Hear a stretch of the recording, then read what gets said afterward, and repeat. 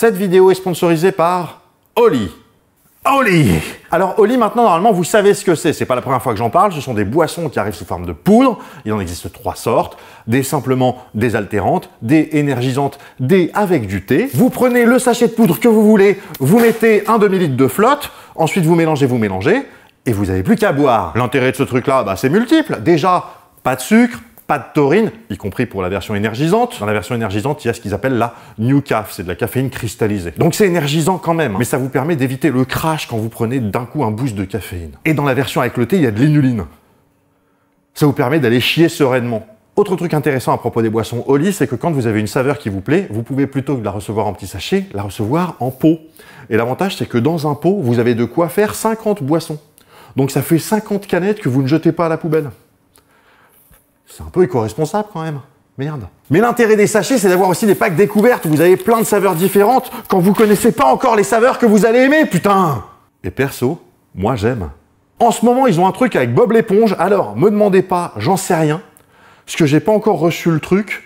Mais ils m'ont dit ce serait pas mal que tu parles du truc avec Bob l'éponge, surtout que ça risque de partir comme des petits pains. Ce que je sais, c'est qu'il s'agit pas de petits pains. Parce que je suis pas con non plus. Donc en tout cas, vous avez le lien dans la description pour ça, c'est bien sûr. Autre nouveauté également chez Oli, j'en avais déjà parlé la dernière fois, mais ça reste d'actualité, ce sont les milkshakes. C'est-à-dire que maintenant, ils font des boissons pareilles, tout pareil, sauf qu'au lieu de mélanger avec de l'eau, vous mélangez avec du lait. Et ça vous fait un milkshake. À savoir que normalement, dans un milkshake, il y a de la glace. Donc moi, le conseil que je vous donne, vous faites ce que vous voulez, c'est vos goûts, mais moi, le conseil que je vous donne, c'est avec du lait froid. Bien froid. Après, si vous êtes des gros dégueux et que vous prenez du lait tiède, je veux dire, c'est vous qui ça regarde. À ce jour, il en existe 5 saveurs. Banane, noisette, fraise, caramel et vanille. Moi, mes préférés, fraise, caramel et vanille. Comme ça et comme ça. Vanille, j'ai pas. Et si je l'ai pas dit 1000 fois, j'ai jamais dit, allez pas mélanger de la poudre de milkshake Oli avec de l'eau. C'est pas fait pour. Peut-être que ça vous plairait, bande de dégénérés. Mais c'est pas fait pour. Si vous cliquez sur le lien qui est dans la description avec le code YPENSER5, vous allez avoir 5 € de remise sur votre panier et avec YPENSER tout court, alors, enfin, juste YPENSER, pas YPENSER tout court. Le truc qui s'affiche là, soyez pas con non plus, merde. Donc, avec le code YPENSER, vous avez 10% de remise sur votre panier. Putain, mais go, quoi! Ce serait pas mal de la tenter un peu moins agressif, parce que là, on est quand même à ça d'engueuler les gens. Ouais, c'est vrai. Laissez-vous tenter par les saveurs fraises ou caramel du milkshake Oli. Voilà, et je remercie encore une fois Oli qui me fait confiance et qui continue de me faire confiance. Donc, vous retrouvez toutes les infos dans la description. Quant à nous, on se retrouve dans quelques secondes pour la vidéo.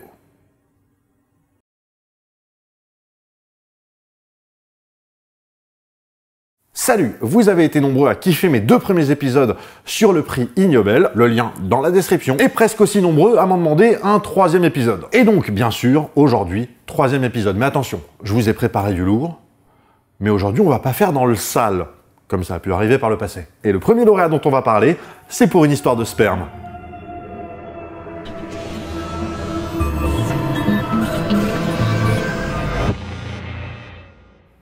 Le docteur Cecil Bryan Jacobson, que désormais je vais appeler le docteur Gros Dégueu, pour des raisons qui vont vous sembler évidentes sous peu, est un médecin américain spécialisé dans le domaine de la fertilité, était en réalité, puisqu'il est mort en 2021, né dans l'Utah, chercheur à l'université George Washington, mais avec une particularité, c'est qu'il n'a jamais suivi la moindre spécialisation dans le domaine de la fertilité. Ah oui, on commence déjà là. Dans les années 60, il annonce avoir, avec succès, fertiliser une femelle babouin avec son propre sperme, ainsi qu'avoir mis terme à la grossesse après 4 mois. Mais comme il n'a jamais publié ses résultats, on ne sait pas si c'est vrai ou si c'est un gros mytho. Donc à ce stade, on ne sait pas si le gars est vraiment un gros dégueu ou s'il prétend seulement être un gros dégueu. Dans les années 80, il dirige une clinique de la fertilité en Virginie, et son truc à lui, assez classiquement, c'est de s'occuper des femmes, soit qui ont du mal à tomber enceinte, soit dont les grossesses n'arrivent jamais à leur terme. Il leur injectait alors, avant et après insémination,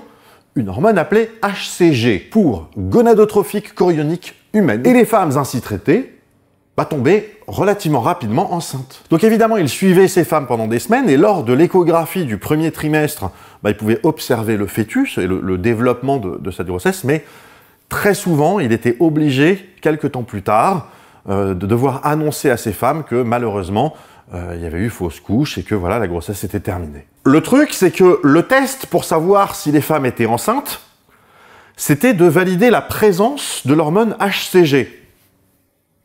Et pour le coup, il y en avait puisqu'il en injectait. Donc, sauf exception, les tests de grossesse étaient systématiquement des faux positifs. Et ce que montrera le procès, parce qu'évidemment il y aura un procès, c'est que ce qu'il identifiait sur les échographies comme étant le fœtus en voie de développement, bah, c'était soit un organe quelconque qui était dans la région étudiée, soit des matières fécales, du caca. Mais comme il arrivait de temps en temps qu'une femme tombe réellement enceinte et que la grossesse arrive effectivement à son terme et qu'elle ait un enfant, il y a toute une partie des patientes du docteur Gros-Dégueu qui considéraient que le gars savait manifestement ce qu'il faisait. Et toute ressemblance avec des médecins homéopathes ou qui secouent des pendules géodésiques n'est absolument pas fortuite. C'est rigoureusement la même chose. Oui, des fois, le truc marche malgré un traitement qui sert à rien.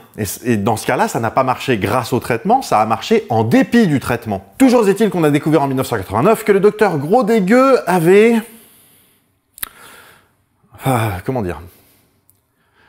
Disons qu'il y avait une autre affaire à son sujet. Comme dans, j'imagine, la plupart des cliniques de la fertilité, il y a des femmes qui venaient pour être inséminées artificiellement avec du sperme provenant d'un don de sperme anonyme. Et là, vous savez déjà où je vais vous emmener avec cette histoire. Hein. Le docteur Gros-Dégueu avait, et c'était son rôle, mis en place tout un process qui permettait à la fois de garantir l'anonymat du don de sperme, mais tout en garantissant et en sécurisant au maximum, on va dire pour dire simplement, la compatibilité du sperme, du donneur, avec la maman à venir. Et c'est ainsi qu'on a pu démontrer que le docteur Gros-Dégueu était, à minima, le père de 15 des enfants nés d'insémination artificielle dans cette clinique. Et on présume que c'est également le cas pour au moins 75 autres enfants nés de cette même méthode.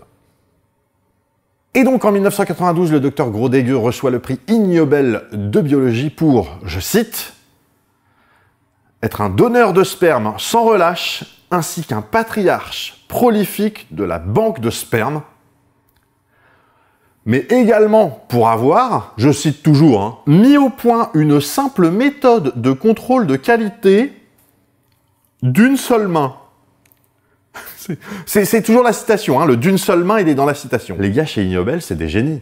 1993 maintenant, parlons un petit peu du prix Ig Nobel de psychologie. Vous m'en direz des nouvelles. Mais personne ne dit ça. Ben vous m'en direz pas de nouvelles alors. Non mais du coup ça change rien. Alors si ça change rien, juste ferme ta gueule, qu'est-ce que t'as besoin de l'ouvrir là? Personne t'a rien demandé. Je l'ouvre si j'ai envie de l'ouvrir, tu vas pas commencer à me prendre la tête, ça va bien maintenant. Ouais ça va bien, qu'est-ce qu'il y a? T'as pas assez de répliques, t'as pas assez de punchline, il te faut un peu de lumière. Vas-y mais lâche-moi, qu'est-ce que tu viens m'emmerder maintenant? T'as cru que je bossais pour toi? Ouais, mais c'est toi qui viens me péter les couilles alors que je t'ai rien demandé. Voilà. Abonne-toi hein. Pour ne pas louper ce qui se passe sur cette chaîne. Ce serait fâcheux. Oh, et toi, ta gueule 1993, prix Ig Nobel de psychologie, laissez-moi vous parler de John Mack et de David Jacobs. John Mack, c'est un psychiatre américain, écrivain et professeur à l'école de médecine de l'université de Harvard. Donc on est plutôt sur un gars sérieux, on va dire. Notamment, le gars a reçu en 1977 le prix Pulitzer de la biographie ou de l'autobiographie pour sa biographie sur Thomas Edward Lawrence. Et là, le nom vous dit peut-être pas grand-chose, mais c'est parce que Thomas Edward Lawrence, il est beaucoup plus connu sous le nom de Lawrence d'Arabie. Voilà, et je ne vais pas m'engager plus loin dans la biographie de John Mack, parce que c'est clairement pas comme ça que j'aurai le prix Pulitzer de la biographie.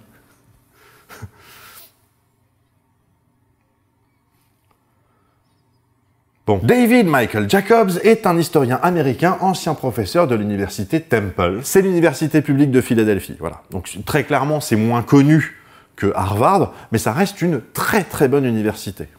Et un immense campus, pour le coup. Bref, David Jacobs est également un gars sérieux et qui s'intéresse, depuis l'époque de sa thèse déjà, hein, qui s'intéresse aux témoignages des gens qui ont vu des ovnis. Et alors, je le dis tout de suite, pas de red flag à ce stade, hein, c'est-à-dire que le gars s'intéresse, en tant que scientifique historien, à ces témoignages. Notamment, il acquiert assez rapidement la conviction que les gens qui sont convaincus d'avoir vu des ovnis, pour la plupart, ont effectivement réellement vu quelque chose qu'ils n'ont pas su identifier et que voilà, de fait, ce sont des ovnis. Et donc en 1993, tous deux reçoivent le prix Ig Nobel de psychologie suite à la parution d'un livre écrit par Jacobs et préfacé par Mack, intitulé « Vie secrète, témoignages documentés et de première main d'enlèvements par des ovnis.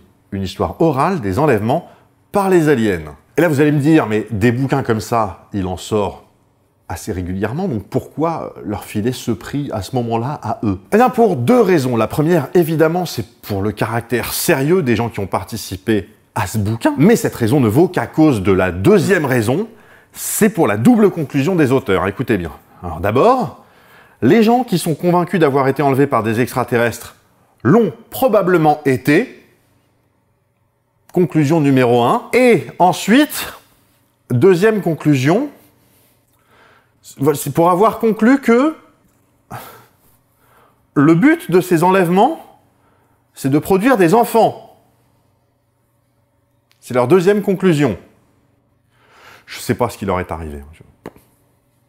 Voilà. Prix Ig Nobel 1995 de littérature, décerné à David Bush et James Starling pour leur article paru dans la revue Surgery en septembre 1986. Corps étrangers dans le rectum, rapport de cas et revue complète de la littérature mondiale.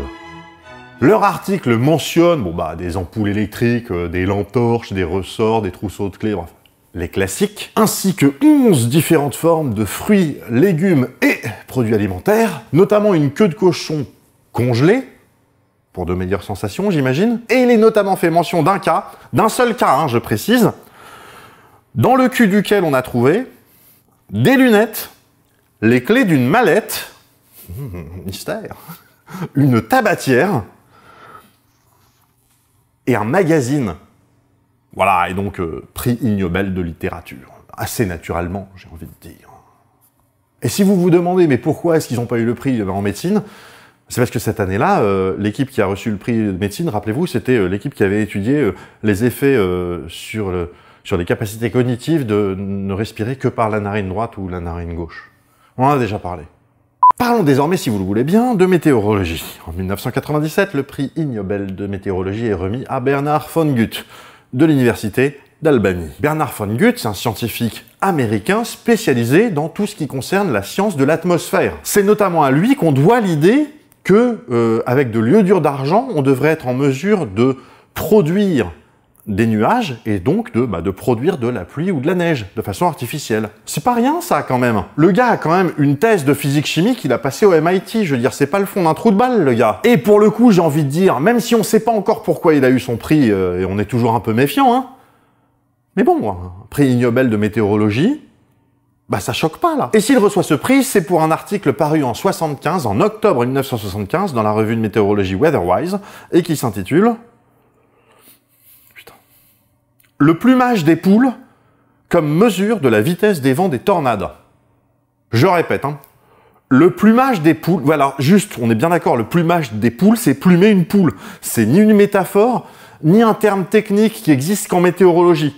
Il s'agit d'attraper une poule et de lui arracher des plumes. Donc, le plumage des poules comme mesure de la vitesse des vents des tornades.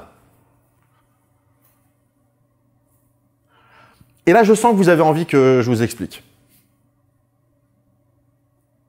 Ok. Alors déjà, von Gutt, il sait que, en cas de tempête très violente, c'est déjà arrivé, que à cause du vent, une poule se retrouve instantanément plumée.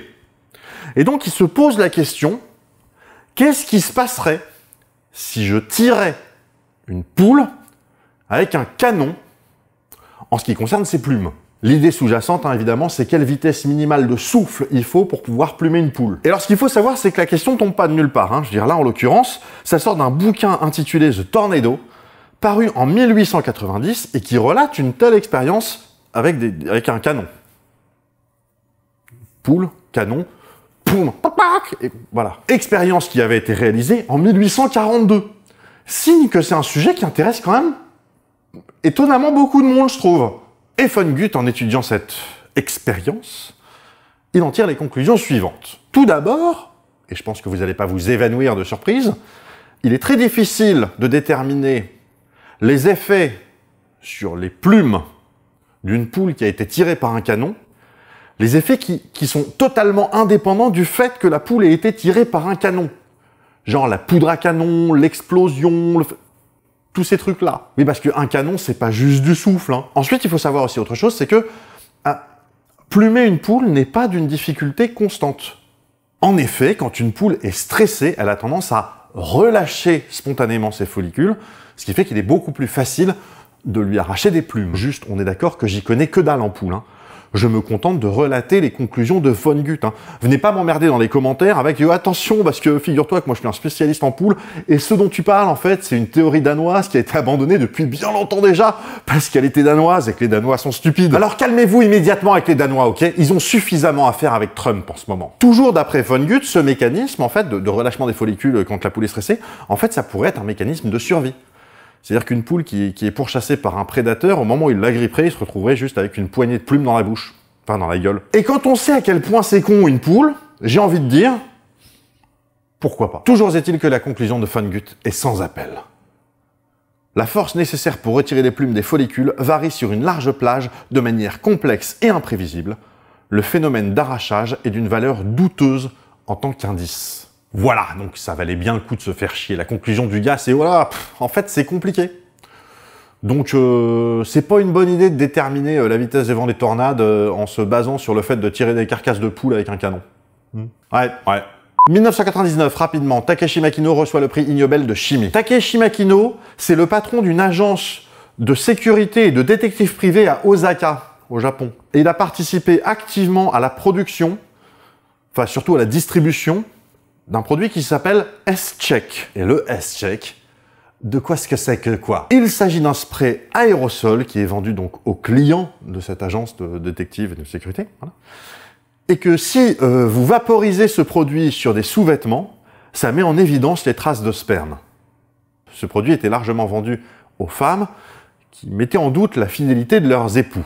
Donc ça fait, hop, j'attrape ton slip, je vaporise S-Check, et si je vois une tache verte, eh ben c'est qu'il y a du sperme dans ton slip. Donc prix Ig Nobel de chimie en 1999. J'avais dit que je suis là, ce serait rapide. Hein. Je n'ai pas fait de blague sur les traces de pneus, les machins. C'est bon, d'accord? C'est bon. Bon, 2001. Le prix Ig Nobel d'astrophysique est remis au docteur Jack et Rexella von Impe. Et alors attention, parce que je sais que ça peut être trompeur, mais j'ai bien dit docteur au pluriel, c'est docteur Jack et docteur Rexella, qui est son épouse. Donc les docteurs, Jack et Rexella, von Impe. Mais de quel type de doctorat est-ce qu'on parle? De toute évidence, il ne s'agit pas de docteur en médecine, hein, puisqu'on est sur un prix d'astrophysique. S'agit-il d'un doctorat en astrophysique? Non.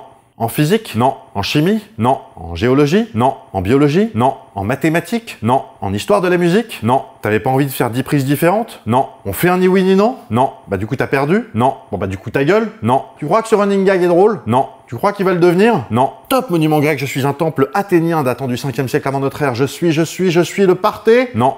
Ok, donc c'est pas des docteurs en sciences? Non. Ou alors peut-être en sciences humaines? Non. Sociologie, psychologie, philosophie? Non. Non. Non. Théologie? Non. Mais là, on approche. En réalité, ils n'ont aucun doctorat sous quelque forme que ce soit. Il s'agit d'un couple de télévangélistes américains qui se font appeler docteurs parce que ça fait bien et qu'apparemment, ça dérange personne. Et donc, pourquoi donc ont-ils reçu le prix Ig Nobel d'astrophysique en 2001? Et maintenant que j'ai dit que c'était des télévangélistes et que vous savez que c'est un prix d'astrophysique, vous vous doutez quand même que ça va être particulier, ils ont découvert, et je mets de gros guillemets à découvert, et oui j'ai bien dit gros et pas grosse, parce que comme on me l'a fait remarquer récemment, guillemets est un mot masculin. Comme testicule. Ils ont découvert donc que les trous noirs remplissent absolument toutes les caractéristiques de l'enfer. Voilà, donc je me suis demandé si j'allais pas faire 4 pages de blagues là-dessus, mais en vrai, il n'y aurait rien d'original. Et ça aurait été un peu facile. Comme vous l'imaginez, ils ne pigent strictement rien à ce qu'est un trou noir, mais sont persuadés d'avoir une bonne compréhension du truc. Et comme vous l'imaginez, ils n'ont absolument aucune preuve de quelque forme que ce soit concernant l'enfer, mais sont persuadés qu'ils en ont une bonne compréhension. J'ajoute, parce que je suis taquin, que ne serait-ce que reconnaître l'existence des trous noirs est totalement incompatible avec une approche créationniste biblique. Vous savez, la Terre qui a 6000 ans, tout ça. Voilà, donc pas 4 pages de blagues, parce que, voilà, c'est trop, non, c'est trop blé. Voilà. On fait pas de blé ici, on fait du hey. pas du blé. Voilà, et pour en finir avec cet épisode, on va avancer jusqu'en 2009 avec le prix Ig Nobel de la paix. Parce que c'est important de finir sur une note positive, c'est bon pour l'engagement sur la plateforme. D'ailleurs, abonnez-vous, hein. Alors, je le dis à chaque fois, mais figurez-vous qu'à chaque fois, il y a plein de gens qui le font pas, hein, voilà. Donc je continue de le faire. Et donc en 2009 est décerné le prix Ig Nobel de la paix à une équipe suisse de l'université de Berne, à savoir donc, parce que là c'est important de citer, donc, Stefan Bolliger, Stephen Ross, Lars Osterhelweg, Michael Thaly et Beat Knobul. J'espère que j'ai pas mal prononcé leur nom. Équipe suisse qui a répondu expérimentalement à la question suivante. Est-ce que c'est mieux de se faire fracasser la tête par une bouteille de bière pleine ou par une bouteille vide? Le monde veut savoir. Et juste, je déconne pas, hein. Là, on est sur une véritable publication. Hein. Voilà, dans le Journal of Forensics and Legal Medicine, volume 16, numéro 3, d'avril 2009. Et je vais pas laisser traîner le suspense plus longtemps que ça. Hein. De toute façon, le lien est dans la description. Les bouteilles vides sont plus solides que les bouteilles pleines. Voilà. Mais il note toutefois que les bouteilles vides comme les bouteilles pleines sont toutes deux susceptibles de fracturer votre boîte crânienne. Voilà, c'est tout pour cet épisode, j'espère qu'il vous a plu. Figurez-vous que c'est le 24e épisode des vidéos promises lors de la campagne de crowdfunding. Donc c'est un objectif atteint. Je rappelle, hein, l'idée c'était de faire à minima 24 vidéos en un an, et ça a commencé le 1er avril 2024, donc ça fait pas encore un an, et déjà 24 vidéos. Et j'ai pas oublié que j'avais d'autres choses à faire, hein, vous inquiétez pas, mais en tout cas, cet objectif-là, il est déjà atteint. D'ailleurs, pensez bien à lui mettre un pouce en l'air si la vidéo vous a plu, à commenter, partager. Essentiel hein, de partager. Alors maintenant que ça c'est fait, je ne vous garantis pas de conserver un rythme d'une vidéo tous les 15 jours, un lundi sur 2. Parce que c'est ultra contraignant et que ça m'oblige à être très limité dans le choix des vidéos que je peux faire. C'est-à-dire que par exemple, la vidéo sur la censure qui fait 2 heures, ça a été extrêmement compliqué d'arriver à la caser.